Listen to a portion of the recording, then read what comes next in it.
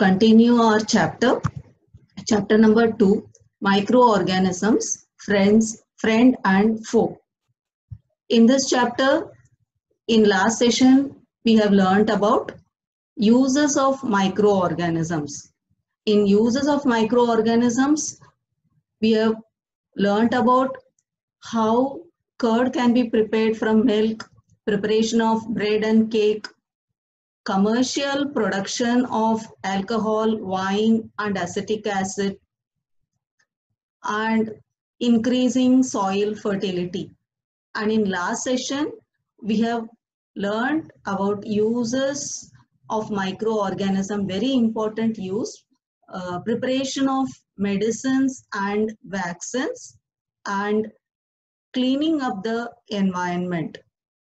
And coming back to medicinal use of microorganisms, microorganisms are used as medicines like antibiotics.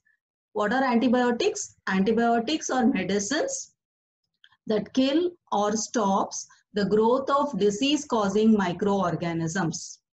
And these antibiotics are prepared from the microorganism itself. That is, source of these medicines, these antibiotics are from the microorganism itself.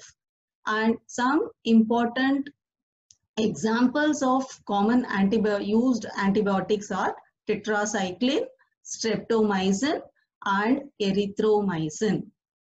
And we have also learned that it is very important to remember that antibiotics should be taken only on the advice of qualified doctor, and we have to complete the course prescribed by the doctor.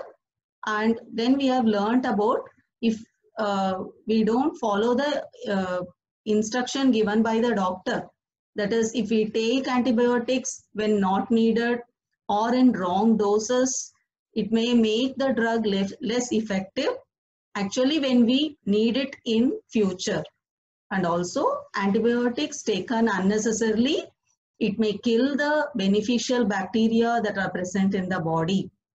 And antibiotics, however, they are not effective against cold and flu, as these are caused by viruses. So antibiotics are mainly used for the diseases caused by bacteria and fungi. And antibiotics are not effective against viral diseases. And then we have learnt about what are vaccines. That is, antibiotics are medicines that are given as a after we fall into disease. And vaccines, on the other hand, they are given in order to protect or prevent us from falling into diseases. That is how it works. When a disease-carrying microorganisms, when it enters our body, our body, it produces antibodies to fight against those microorganisms. And our body also remembers how to fight the microbe that enters, if it enters again. And when we are in healthy condition, if dead or weakened microbes are introduced in our body fights, or antibodies fights and kills the invading bacteria by producing suitable antibodies. And the antibodies will remain in our body, and thus we are protected from the disease-causing microbes forever. This is how vaccine works. And vaccination is given for several diseases like cholera, tuberculosis, smallpox, hepatitis, etc. And now, children, in this session, we are going to learn about harmful effects of microorganisms. Harmful effects, that is, harmful microbes. Till now we have learned about beneficial microbes or microorganisms, and now we will be learning about harmful effects of microorganisms, that is, harmful microbes. And how do they harm us? They produce, some harmful microorganisms, they produce toxins in the sense poison, that to spoil our food, leading to food poisoning, and also it spoil our leather, clothing, etc. and also it causes diseases in humans and plants. These are all harmful effects of microorganisms, and in this session we will be learning about harmful microbes causes diseases in humans, animals and plants. And in next upcoming session we will be learning about remaining harmful effects, that is spoilage of food, clothing, leather, etc. So in this session, we will be learning about disease-causing microorganisms in humans, animals, and plants. And these the microorganisms that causes diseases are called as pathogen. So disease-causing microorganisms are called as pathogens. So children, first we will start from the disease-causing microorganisms in humans. So pathogens. So what are pathogens? Disease-causing microorganisms are called as pathogens. So when these pathogens enter our body, how do they enter our body? They enter our body through air we breathe, water we drink, and the food we eat, etc. So when it enters through these sources, they can enter these sources and by water, air, or food. And they can also get transmitted by direct contact with one infected person or carried by an animal. So this way it can spread also, that is transmitted by direct contact with an infected person or by carried by some animals or insects, etc. Microbial diseases, that is diseases which are caused by microbes, are called microbial diseases that can be spread from infected person to a healthy person through air, water, food, or physical contact. So these diseases are called communicable diseases, communicable, which spread from one person to other person, usually from infected person to healthy person. So what are communicable diseases? Diseases, especially microbial diseases, that can spread from infected person to a healthy person through air, water, food, or physical contact are called communicable diseases. And examples of such communicable diseases are cholera, common cold, chickenpox, and tuberculosis. So these are all communicable diseases. And how do they spread? When a person suffering from common cold, when they sneeze, or when he or she sneezes, fine droplets of moisture carrying thousands of viruses are spread in the air. So this common cold is caused by virus. So when he or she sneezes, a fine droplets of moisture, it carries thousands of viruses that spread in the air. So these viruses, they may enter the body of healthy person while breathing and cause infection. And then how do we prevent the spread of communicable diseases? So how do we prevent the spread of communicable diseases? We should keep a handkerchief on the nose and mouth while sneezing. And it is better to keep distance from infected persons. So now also during this pandemic, what we do, we are advised to cover our mouth, nose, etc. by a handkerchief or cloth when we go out, and we have to keep social distancing, isn't it, in order to prevent us from this COVID-19 virus. The same way here for common flu also, common cold also. When how do we prevent this? Also communicable, but this not that much dangerous. And this communicable diseases normal, how do we prevent? How do we follow? We should keep a handkerchief on a nose and mouth while sneezing, coughing, as well as we have to keep distance from infected persons. And other than this, that is spread by air. Now next, how communicable diseases spread by some insects and animals. Actually, those insects and animals act as a carriers of diseases causing microbes. They don't cause disease, but what do? They carry the disease causing microbes from one infected person to other healthy person. So they are called as carriers. So this way also they transmit diseases. So this insects and animals, they are called as carriers of disease causing microbes. And housefly is one such carrier. So housefly, the flies, you can see that they sit on the garbage and animal excreta, and when they sit, what happens? The pathogen, what are pathogens? Those disease causing microbes, they stick to their bodies, and when these flies sit on uncovered food, and they transfer these pathogens through that food. And that is why where always we have to keep this food covered, isn't it? Whoever eats that contaminated food, that uncovered food, get contaminated by housefly.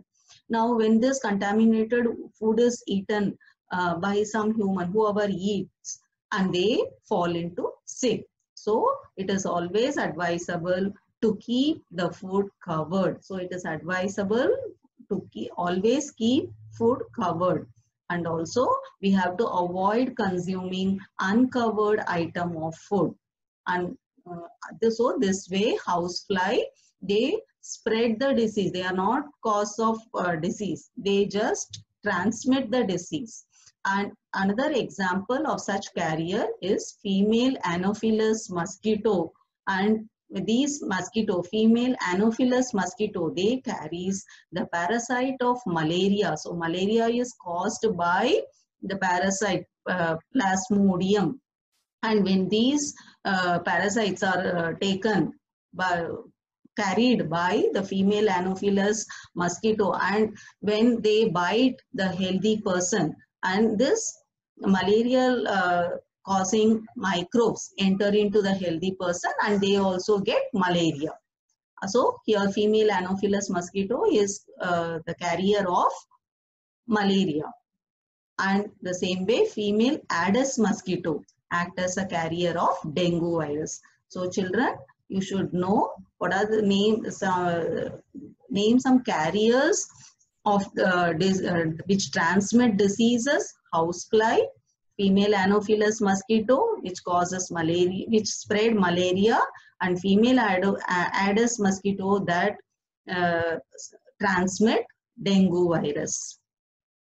And now we also always tell that we should not allow water to get collected anywhere in our neighborhood. And why is it so? Because all mosquitoes, we know that they breed in water, hence we should not allow water to collect anywhere, like in coolers, tires, even flower pot. We pour more water and water gets stagnated there. So that should not be done. Why? Because collected water, what happens? Mosquitoes breed in that water. So by keeping our surroundings clean and dry, we can prevent mosquitoes from breeding. And other than this, we will make a list of measures of how we can avoid the spread of malaria. Children, can you think how, other than this, should not allow water to get collected in one place? Other than this, can you tell any other measure to prevent the spread of malaria? Yes, we will see now. And here, usually the malaria, other than this, avoid getting water to get stagnated in one place. Other than this, you can use mosquito net or mosquito repellent, we can spray insecticides, control breeding of mosquitoes, so that malarial spread can be avoided. And children, here you can see the chart of some common human diseases caused by microorganisms. Here some human diseases are given, causative microorganism, and how it is being spread, that is mode of transmission, as well as preventive measures are also given. So diseases like tuberculosis is caused by bacteria, And it is mode of transmission, it transmits through air. Measles, chickenpox, and polio. And these three diseases are caused by viruses. And how do they spread? Mode of transmission spread. How do they spread? Through air or contact or water. Measles are spread by air. Chickenpox either by air or by contact and physical contact with that infected person. Polio by air and water. And what preventive measure we should take for these diseases, tuberculosis, measles, chickenpox, and polio. We have to keep the patient in separate isolation, and we have to keep that personal belongings of those patients from those of others. Means we should not use that infected person's belongings, and we have to take vaccination at suitable age. And then coming to next disease, cholera, typhoid. And cholera and typhoid both are caused by microorganism bacteria, and they are spread by food, water, contaminated food and water.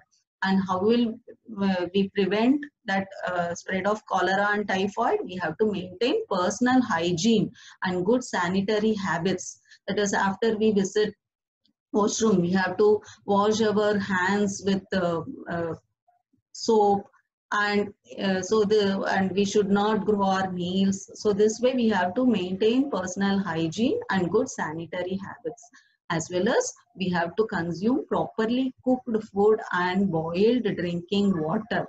And also vaccination is also there, so in order to protect us from these diseases like cholera and typhoid. And next is hepatitis A. It is caused by virus, and it is spread by mode of transmission is by water. So what related with what preventive measure we have to take? We have to always drink boiled drinking water, as well as we have to take vaccination, so that we can protect us from falling to that disease, hepatitis A. And malaria already we have seen, it is caused by protozoa, that is malarial parasite, protozoa, and it is spread by mosquito. Which mosquito? Female Anopheles mosquito. And what are the preventive measures? We should not allow water to stagnate in place. We have to keep our surroundings clean and dry. And we have to use, other than this, we have to use mosquito net, mosquito repellent, and we can spray insecticide so that breeding of mosquitoes can be controlled. And now, so diseases of humans caused by microorganisms in humans we have learned. Now we will be learning about disease causing microorganisms in animals. So these disease causing microorganisms, what we call them as pathogens. So pathogens, they not only cause diseases in humans, but it also causes diseases in plants as well as in animals. So children, now we'll be learning what are the diseases caused by microorganisms in animals. And the very important one, this is animal disease called anthrax. This anthrax is a dangerous a disease. Even it is caused by microorganisms in human as well as cattle. And this disease is caused by microorganism bacteria or similar bacterium as well as. So what first disease caused by microorganism in animal is bacteria, anthrax disease caused by bacteria in cattle.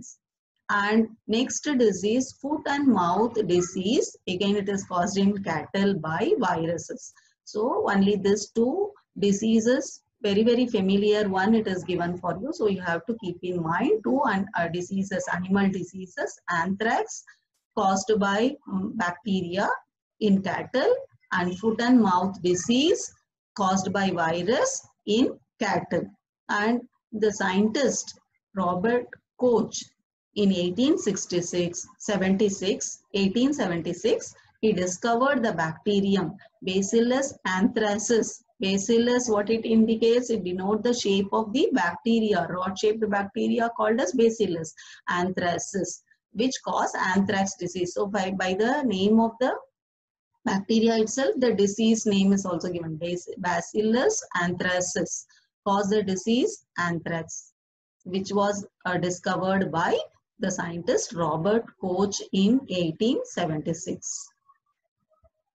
And so we have learned disease caused in humans, then animals. Now we will be learning disease causing microorganisms in plants. So several microorganisms cause diseases in plants like wheat, rice, potato, sugarcane, orange, apple, and many other plants. So if plants are getting affected by these pathogens, what will happen? It leads to reduction of yield of crops.